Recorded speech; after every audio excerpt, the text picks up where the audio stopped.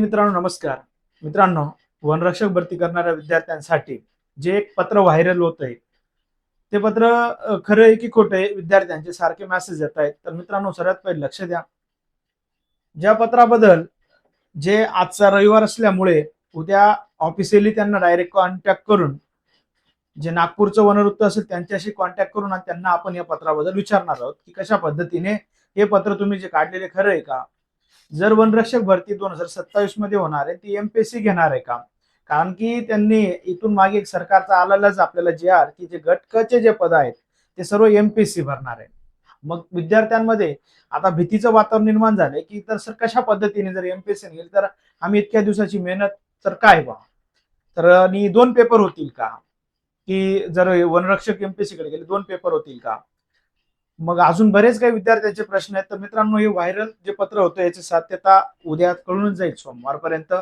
उद्या सोमवार चालू असतील. आणि जर एमपीएससी कडे गेली तर याचे 2 पेपर न होणारच नाही. कारण की याला ग्राउंड आहे, फिजिकल आहे. बरं आलं का लक्षात? फिजिकल असल्यामुळे याचा एकच पेपर होईल. त्याच्याबद्दल तुम्ही काही काळजी करू नका. फक्त तुमचा एक प्रश्न बरोबर रास्त आहे की सर मग यांचा सिलेबस कसा राहील? जर एमपीएससी सिलेबस पूर्ण वेगळा आहे, टीसीएस पॅटर्नचा पूर्ण वेगळा सिलेबस आहे. आणि आम्ही तर इतक्या दिवस ऑनलाईन बॅचेस बी केलेले आहेत, भरपूर भरपूर पुस्तकं पण टीसीएसचे वाचलेले आहेत. मग अशा वेळेस कोणी बोलेल का आमच्यासाठी? तर मित्रांनो लक्ष द्या. जर तुम्हाला हे बघा, लक्ष द्या, मी एकटा काही आजून मागे मी तुम्हाला जिथं जिथं जिथं तुम्हाला गरज पडली तर तिथे नक्कीच आर एस अकॅडमी सर्वात पहिली मी उभा राहील. पण तुम्ही स्वतः पुढाकार घ्या. आता हे जर आपल्याला सर्वात पहिले जर एमपीएससी घेत असेल तर बघा, लक्ष द्या, हा पेपर बेसिकच 12वी बेसच्या लेवलवरच असेल, ग्रॅज्युएशनवर नसणार आहे. जर तुम्ही म्हणणार तर मग सर 12वीचं डायरेक्ट ग्रॅज्युएशन होईल का? तसं काही नसणार. फक्त आपल्याला एक ह्या पेपर ज्या ज्या व्हायरल होते त्या परिपत्रक मधून सर्वात पहिले एक समजणं गरजेचं आहे की आपल्या समोरून वनवृत्तांकडून किंवा एमपीएससी कोणी एक जे आर किंवा नोटीस काढावी की आम्ही अशा अशा पद्धतीने सिलेबस राबवणार आहेत, कशा पद्धतीने जेणेकरून आमच्या विद्यार्थ्यांना अभ्यास करता येईल. बरं का, लक्ष द्या. आणि आता जर अजून एक विद्यार्थ्यांचा प्रश्न आला, सर हा अन्याय झाला आमच्यावरती. हा नक्कीच अन्याय झालाय, परंतु तुम्हाला अजून एक सांगायचा उद्देश असा आहे, तर एक 5-6 वर्षांनी 4-5-6 वर्षांनी परीक्षा पॅटर्न बदलत असतं. याच्या आधी वनरक्षक भरती परीक्षा घेत नव्हती, फक्त ग्राउंडवरती सिलेक्शन होते. याच्या आधी जे काही पोरं जे मुलं लागलेले आहेत ते फक्त ग्राउंड देऊनच वनरक्षक झालेले आहेत. त्याच्यानंतर परीक्षा पॅटर्न आला. त्या परीक्षा पॅटर्न नुसार मग नंतर त्याच्यानंतर मी परीक्षा जी मागच्या वेळेस टीसीएस नाही घेतली त्याच्यात 54 मार्काला पासिंग असल्यामुळे सगळ्याच मुलांना ग्राउंड देता आला. आता एमपीएससी कशा पद्धतीने कंडक्ट करते, पेपर पॅटर्न कसा असेल हे आपल्याला सगळ्यात पहिले जाणून घेणं गरजेचं आहे. तर मित्रांनो, उद्या जे तुम्ही थोडंसं वेट करा, नक्कीच तुम्हाला याच्याबद्दल सर्व माहिती देईल. काळजी करू नका, अन्याय तर होणार नाही. एमपीएससी जरी घेतली तर प्रश्न ही पातळी एकदम बेसिकच राहील. ही 12वीच्या बेसवरतीच पेपर घेणार आहे. जे तुम्ही आपण एमपीएससीचे आता बघतोय ते ग्रॅज्युएशन लेवलचे पेपर असतात, म्हणून ते प्रश्नाकडे पाहून आपल्याला भीती वाटते.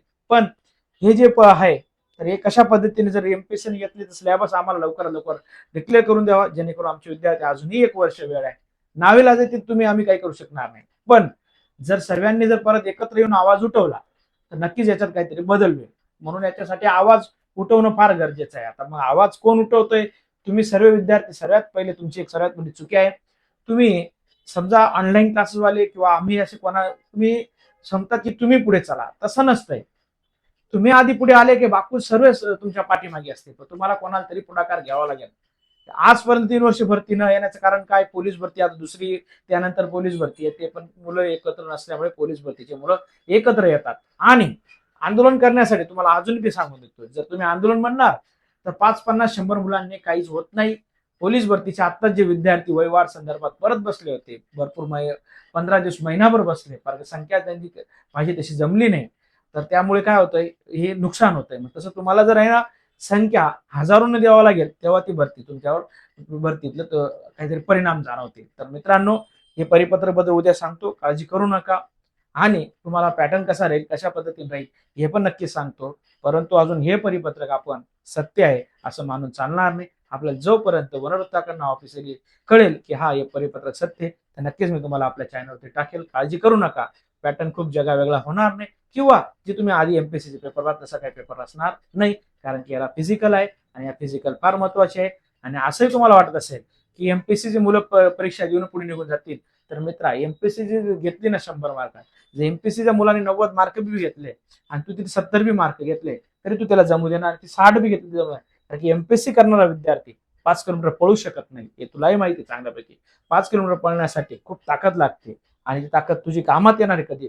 जरी तू एमपीएससीचा पेपर पॅटर्न चेंज झाला आणि 5-10 मार्क तुला समोरच्या विद्यार्थ्यापेक्षा कमी पडले तरी तू त्याच्यातनं बाहेर जाऊ, त्याला ओव्हरटेक करू शकतो. कारण तुझी मजबूत बाजू जी आहे रनिंग आहे आणि ती रनिंग मजबूत बाजूमुळे तुला काय होणार आहे, तू त्याला ओव्हरटेक करणार आहे. फक्त एक आहे, हे परिपत्रक बद्दल मी उद्या सांगतो नक्कीच आपल्या चॅनलवरती. तुम्हाला जे माहिती आहे तर उद्या ह्या परिपत्रकाचं कन्फर्म करून सांगतो आणि कशा पद्धतीने आहे ते नक्कीच आपल्या चॅनलवरती कळेल. काळजी करू नका, वेळोवेळी मार्गदर्शन करेल. आणि सर्व जे तुम्ही महाराष्ट्रातील जिथे जिथं टेस्ट सिरीज, जिथे जिथे पुस्तक, जिथे जिथे ऑनलाईन क्लासेस येतात तर तुम्ही त्यांनाही विनंती करा की सर अशा वेळेस काही करता येईल का, आमच्या पाठीमागे राहा.